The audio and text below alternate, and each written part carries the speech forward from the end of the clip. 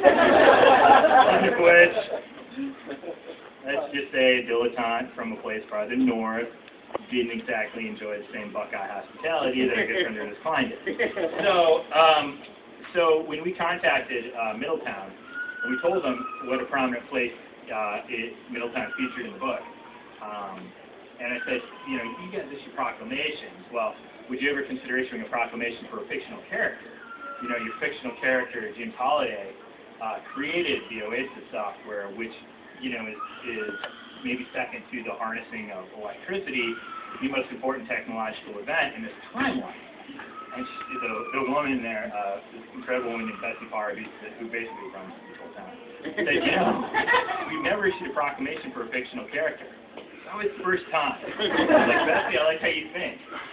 So, on special sci-fi paper, it's my pleasure to now proclaim, as a duly designated representative of the city of Middletown, Ohio, that August 31st, 2011 is officially, by the virtue of the authority vested in the mayor of Middletown, proclaimed Author Ernest Cline Day.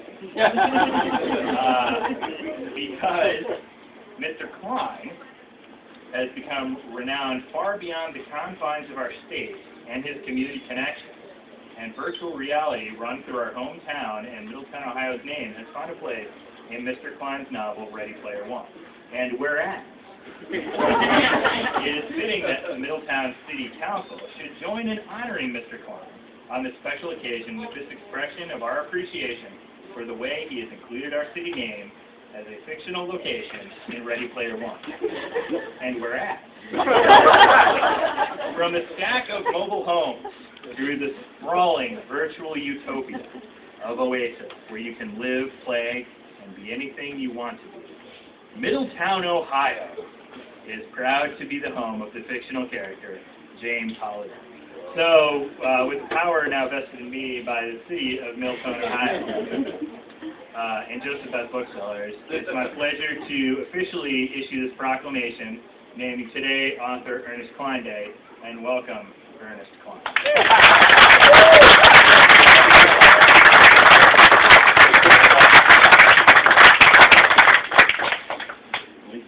That's crazy. So I have to tell you guys, I just had the craziest, last 2 hours, the craziest time of my life. So I heard about this, what they were doing in Middletown, and my thanks to the people of Middletown. It was amazing. But I decided I need to go and visit Middletown today because it's Ernest Cline Day, right? So, and some of you probably heard that I've been doing my book tour in my DeLorean, which is a 30-year-old Irish sports car, and I was not sure I was going to make it the whole way, but it's been fantastic so far. I drove it from Austin, Texas, all the way up to Potosi, Michigan, where I did an event with Patrick Rothfuss, and then I took it on a ferry across Lake Michigan to Milwaukee, and did a couple signings there, and then drove all the way to Columbus and did signing in Columbus last night. And then today I brought it to here, stopped by the store, and then went up to Middletown, and it was on the, and I took a picture of the DeLorean in front of Middletown Liquors just to prove that it was the only Middletown sign I could find. Middletown Liquors. And and then Ohio. Yeah. I grew up in Ashland. I know Ohio. So, and the funny thing about Middletown, I grew up in Ashland, and I kind of paid tribute to my hometown in my movie Fanboys. The characters in Fanboys are from Ashland, and people always assume that your characters are you anyway. So I didn't want to exacerbate that by having Halliday be from my hometown, and so I wanted to pick another town in Ohio, and I picked Middletown because of a Rush song. There's a Rush song called Middletown Dreams.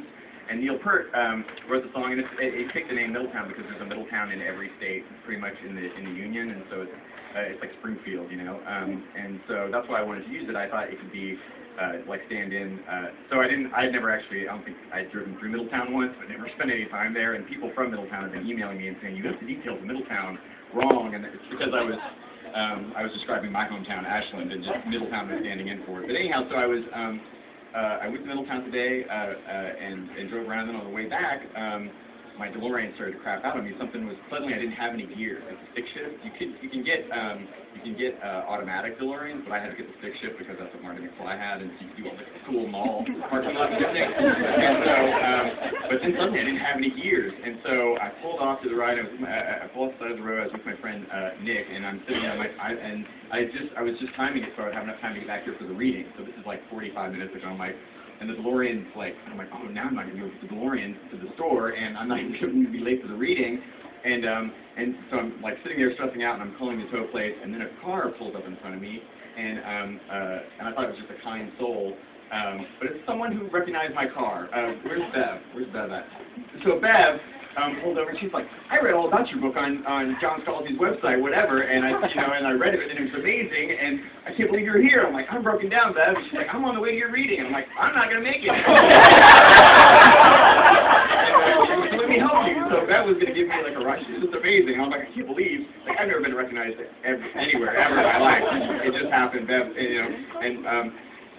but while we were waiting for the tow people, I managed to get it, like, I find, like, one gear, like, second gear, so I drove, like, the last 7 miles to the store in second gear, my DeLorean, like, limped into the parking lot, so, but it's here, and you guys are welcome to pose with my kind of messed up DeLorean. It has a flux capacitor, but that's not going to help it get into third gear. But yeah, that was the craziest thing, so I owe a huge gratitude to Bev and to John Scalzi, who's here, because without whatever, I wouldn't have had any help. I probably wouldn't have made it here to the store, so.